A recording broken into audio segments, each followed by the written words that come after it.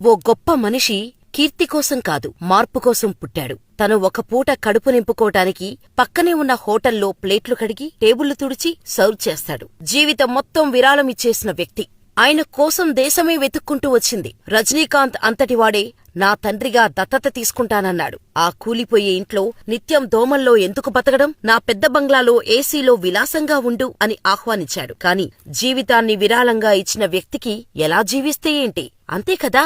అవును, ఇంతకీ ఎవరది అనుకుంటున్నారా? పాలెం కళ్యాణసుందరం. ఇతని నిస్వార్థ వ్యక్తిత్వానికి ప్రపంచమే అతని ముందు తల వంచింది. అలాంటి వ్యక్తికి భారతదేశం ఏమివ్వగలదో అదే ఇచ్చింది. అవును, పద్మశ్రీ ఇచ్చి గొప్ప వ్యక్తుల్లో ఒకరిగా గుర్తించింది. అసలు ఏంటి ఈ ముసలోడికి అంతుందా? అసలు అతను ఏం చేశాడు అనే కదా మీ డౌట్. బక్క పలచని దేహం, తెల్లబడిన గడ్డం, నవ్వుతూ పలకరించే గుణం, ఒంటిపై సాధారణ ఫుల్ కట్ బనియన్. ఇవన్నీ చూస్తుంటే ప్రతిరోజు మన ఇంట్లోనో మన పక్కింట్లోనో లేక మన ఒరలో అప్పుడప్పుడు ఆరుబయట కూర్చొని పలకరించే ఓ తాతయ్యలాగా కనిపిస్తున్న ఈయన 78 రిటైర్డ్ లైబ్రేరియన్ పాలెం కళ్యాణసుందరం. అతను దాదాపు 40 ఏళ్లపాటు లైబ్రేరియన్ గా పనిచేస్తూ తనకు వచ్చిన జీతంలో నుండి ఒక్క పైసా కూడా తన సొంత ఖర్చులకు వాడుకోలేదు. దాదాపు మొత్తం జీతాన్ని విరాళంగా ఇచ్చేసి పేద పిల్లలకు చదువు అందించే కార్యక్రమాలు చేపట్టాడు. అనాథాశ్రమాలకు, విద్య, వైద్యం అందని పేదలకు అండగా నిలిచేవాడు కళ్యాణసుందరం. పాలెం అనే తన ఇంటి పేరుతో చారిటీ స్థాపించిన కళ్యాణసుందరం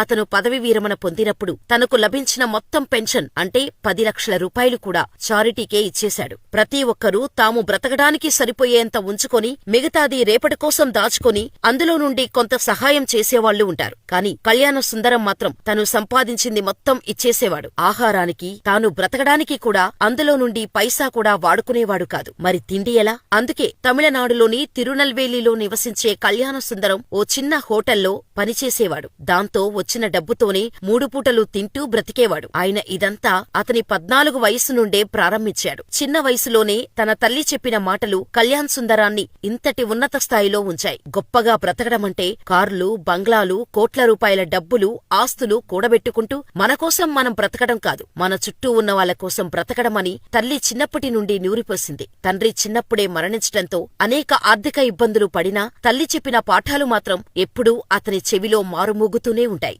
అయితే ఆయన సేవాగుణానికి, దాతృత్వాన్ని గుర్తించిన ఒక అమెరికన్ అసోసియేషన్ అతన్ని మ్యాన్ ఆఫ్ ది మిలీనియంగా పరిగణించి 30 కోట్ల రూపాయలను బహుకరించారు. అయితే ఆ 30 కోట్లు కూడా ఒక్క పైసా కూడా ఉంచుకోకుండా, తన సొంత ఖర్చులకి వాడుకోకుండా ప్రతి పైసా పేదల కోసమే ఖర్చు చేశాడు. ఇక కేంద్ర ప్రభుత్వం ఆయనను భారతదేశంలోని ఉత్తమ లైబ్రేరియన్గా ప్రశంసించింది మరియు ప్రపంచంలోని టాప్ 10 లైబ్రేరియన్లో ఒకరిగా కూడా ఎంపికయ్యాడు. కేంబ్రిడ్జ్లోని ఇంటర్నేషనల్ బయోగ్రాఫికల్ సెంటర్ అతన్ని